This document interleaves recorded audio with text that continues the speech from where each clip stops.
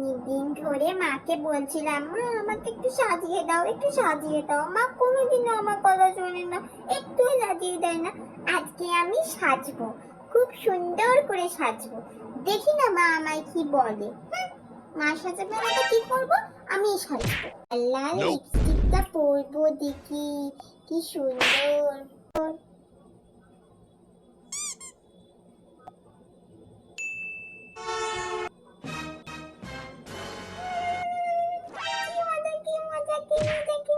এত সুন্দর লিপস্টিক পরেছি।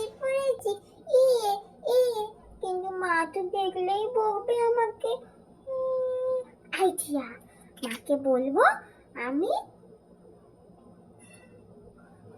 বলবো যে লিপস্টিকটা ইঁদুরে ভেঙে দিয়েছে, তাহলেই হবে।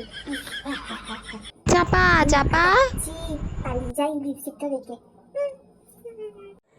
হ্যাঁ, কি করব, না নেল এক্সটেনশন করতে পেরেছি, না হেয়ার কালার করতে পারলাম, না কিছু করতে পারলাম। কি করব এখন? মায়ের থেকে যদি আমি এক্ষুনি 5,000 টাকা চাই, মা আমাকে মেরেই শেষ করে দেবে। আমি তো কিছু টাকা জমিয়েছিলাম, সেখান থেকেই খরচা করে দিই। কিছু করার নেই, না নেল এক্সটেনশন করেছি, না হেয়ার কালার করেছি, না হেয়ার স্পা করেছি, না চুল স্ট্রেট করেছি, কিচ্ছু করা হয়নি। চাই ওইটা থেকেই নিই, তারপর কিছু করে মাকে আমি না ম্যানেজ করে নেবো। যাই, চলে যাই, নালে আমার পার্লারে বেশি ভিড় হয়ে যাবে। তাড়াতাড়ি যাই। মা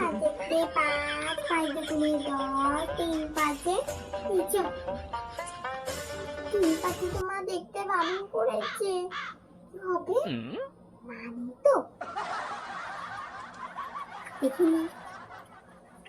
3 5 15, 4 5 20, 5 5 25, 5 6 যা। আচ্ছা, ভুলে গেছি, আবার দেখিনি।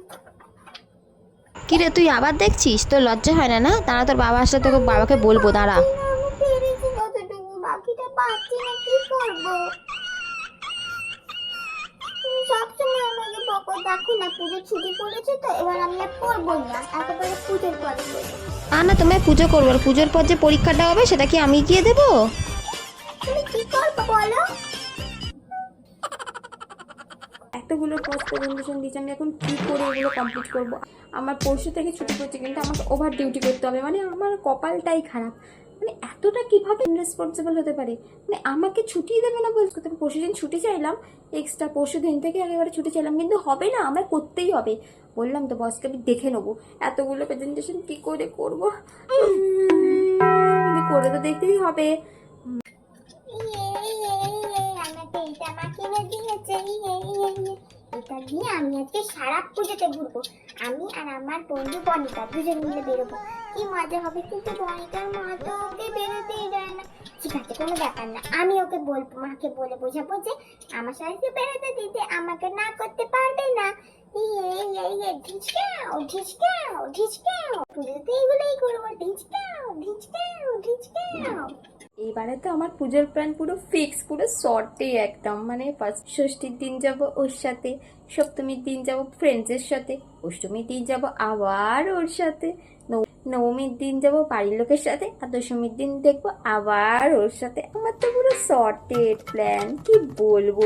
যাই, তাড়াতাড়ি গিয়ে সব গুছাগুছি করিনি, কবে কোনটা পড়তে হবে। আমার কতগুলো জামা হয়েছে, 1টা 2টো 3টে 4টে 5টা 6টা 7টা 8টা 9টা 10টা 11টা 12টা 13টা 14টা 15টা 16টা 17টা 18টা 19টা 20টা জামা হয়েছে আমার, 20টা। আর আমার বন্ধুদের তো হয়নি অত, আমি বন্ধুদের দিয়ে পরে পরে দেখাবো আর বলবো, দেখ আমার 20টা জামা হয়েছে, দেখেছিস। না না না না না, কি মজা লা লা লা লা লা লা লা। এরকম করতে নেই মা, তুমি যতটুকু পেয়েছো ততটুকুনি খুশি থাকো, অন্যরা নাও পেতে পারে। এরকম তোমার খেপায় করবে না মা, যে খেপায় তুমি তো আমার গুড গার্ল, তাই না মা? ঠিক আছে, আচ্ছা। কিনবো, কিন্তু বাবার জন্য, মায়ের জন্য, বাড়ির সবার জন্য কিনতে হবে। তারপর যা কিনবো সব অনলাইনেই কিনবো। আগে যাই, শপিংটা করে আসি, নাহলে সব বিক্রি হয়ে যাবে, তখন আর কিছুই পাবো না। তাড়াতাড়ি যাই।